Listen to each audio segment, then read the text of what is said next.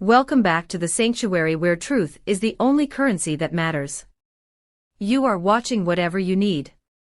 If you have been following the tangled threads of celebrity culture, waiting for the moment when the knot finally unravels, you have arrived at the right destination. Before we step into the eye of the storm that has just engulfed the entertainment world, I ask you to make your presence known. Subscribe to the channel, ring the bell to stay ahead of the narrative, and if you truly value the depth of our storytelling, click the join button. Your membership is the pillar that supports this platform, allowing us to ask the hard questions and brave the uncomfortable answers. Today we are dissecting a moment that will be studied for years to come. We are looking at the case of Cemre Arda and Gökberk Yıldırım. Until yesterday, this was a legal matter. A procedural hearing regarding the protection of an actress, her health, and the future of her child. It was supposed to be a quiet morning in the halls of justice. But what transpired was an unprecedented media storm, a silent earthquake that cracked the foundation of everything we thought we knew.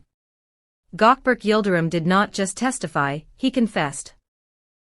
He admitted to a secret life, a hidden cohabitation, and a failure of character so profound that it left a courtroom of hardened lawyers and cynical journalists frozen in stunned silence. Today we explore the devastation of the truth when it arrives too late. To understand the magnitude of yesterday's events, one must first set the scene. The courtroom was expecting a routine update on the legal process surrounding Cemre Arda's health and the paternity issues of her baby. Gökberk Yıldırım was not even expected to attend, let alone take the stand. His presence alone was the first tremor. Witnesses describe his arrival not as the entrance of a star, but as the visitation of a ghost. He arrived alone, no manager to shield him, no entourage to buffer the reality. He looked gaunt, his face etched with the dark circles of sleepless nights, visibly distressed and carrying a physical weight that seemed to press his shoulders down. When he took the floor, the atmosphere in the room shifted from legal anticipation to a suffocating tension. The pivotal moment arrived when Cemre's lawyer, perhaps sensing the fragility of the men before him, asked the direct question, "Did you ever live with my client?" In the world of celebrity PR, the answer would have been a deflection. But Gökberk took a deep breath, lowered his gaze to the floor as if seeking forgiveness from the tiles, and uttered the sentences that are now burning across every headline in the country, "Yes. We lived together. In the same house. We shared a life that no one knew about." This admission was the breaking of the dam. For months, the public had asked, rumors had swirled, and both parties had vehemently denied any domestic entanglement. Why hide it? Why lie to the cameras with such conviction? Gökberk's testimony peeled back the layers of this deception. Nobody knew because that's what she wanted, and I respected her decision. But he went further. He described a relationship that was not merely a fling, but a marriage in all but name. When asked to define the bond, he replied without hesitation, "We were a couple. We lived like a married couple, even though neither of us admitted it publicly." This statement had such a visceral impact that even the presiding judge, a figure known for his stoic, unshakable demeanor, was seen adjusting his glasses in genuine surprise. Gökberk painted a picture of a life shared in the shadows, the grocery runs disguised as separate trips, the silence of a home that was both a sanctuary and a prison.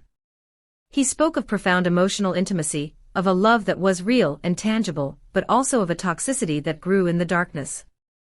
I want to pause here and ask you, the jury of public opinion.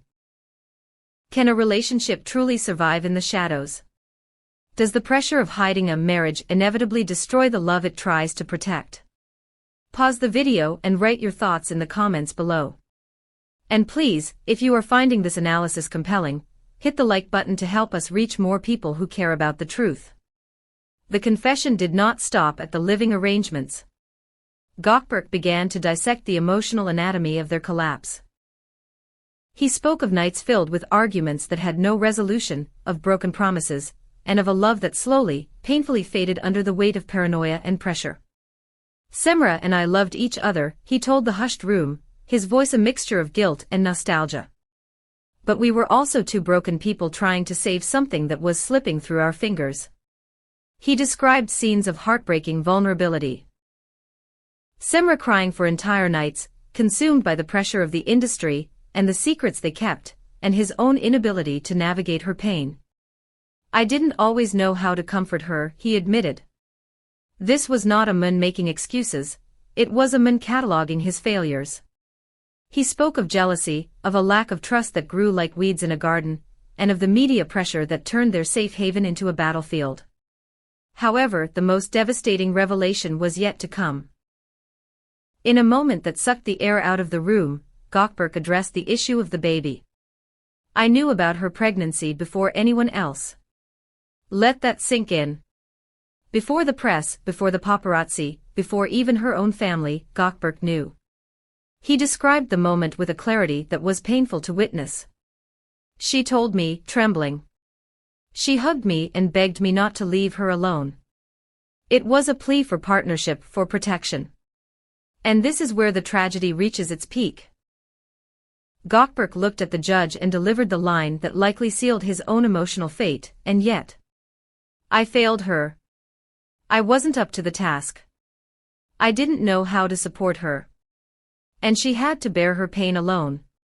He admitted to stepping back when he should have stepped up. Whether it was fear, ego, or insecurity, the result was the same: abandonment. The courtroom fell into an almost unbearable silence, the kind of silence where you can hear a heart breaking in retrospect. The emotional toll of this confession was immediate and physical. Sources present at the hearing report that after revealing these details, Gökberk began to lose his composure. The mask of the celebrity slipped away entirely. For the first time since the start of the trial, he displayed a profound breakdown. It wasn't just tears, it was a collapse of the spirit. It became so intense that the judge had to intervene, calling for a brief recess to allow the actor to regain some semblance of control. This was not a performance. This was the wreckage of a man realizing that the truth can free you, but it can also destroy you. While the courtroom was reeling from the noise of the confession, a different, quieter tragedy was unfolding miles away. Cemre Arda remains hospitalized, recovering from the episode that left her physically and emotionally weakened. According to a nurse on the ward, the news of Gökberk's confession reached her through one of her lawyers. She read the transcripts, the admission of living together, the acknowledgement of the pregnancy, the confession of failure. Her reaction was not one of relief. There was no vindication in her eyes. She simply put her hands to her face and began to weep silently. It was described as a quiet, persistent, resigned weeping. Her only words, whispered into the sterile air of the hospital room, were, "He finally said it, but too late." Later, the nurse reported that Cemre kept repeating a phrase like a broken mantra, a question directed at the ghosts of the past. If I was going to say it, why didn't I say it when I still had the strength? This reaction, too late, is the emotional core of this entire saga. Gökberk's confession serves as a catharsis for him, it unburdens his conscience. But for Cemre, it serves only to validate the pain she has already survived alone. The truth, spoken after the damage is done, does not heal the wound, it merely proves that the wound was real. Showbiz analysts are now asking, why now? Why did Gökberk choose this moment to burn the bridges of privacy? Is it an attempt to reclaim her? Is it a reaction to the mysterious Newman rumored to be close to Cemre, a fear of being replaced for good? Or is it simply the desperate act of a man who can no longer carry the weight of the lie? Gökberk Yıldırım's confession has spread like wildfire across the country, but this is not the end of the story. It is merely the beginning of the aftershock. He has validated the rumors, he has exposed their marriage in the shadows, and he has admitted to his own cowardice in the face of her pregnancy. But in doing so, he has triggered a domino effect. The media is now re-examining every interaction they ever had. The public is looking at Cemre not just as a victim, but as a survivor of a silence she tried to maintain for his sake. And Gökberk? He stands in the ruins of the glass house he helped build, realizing that some apologies, no matter how loud, cannot travel back in time. We will continue to monitor the fallout of this silent earthquake. Will Cemre respond publicly when she recovers? Will Gökberk try to see her? The drama is far from over. Thank you for being with us on Whatever You Need.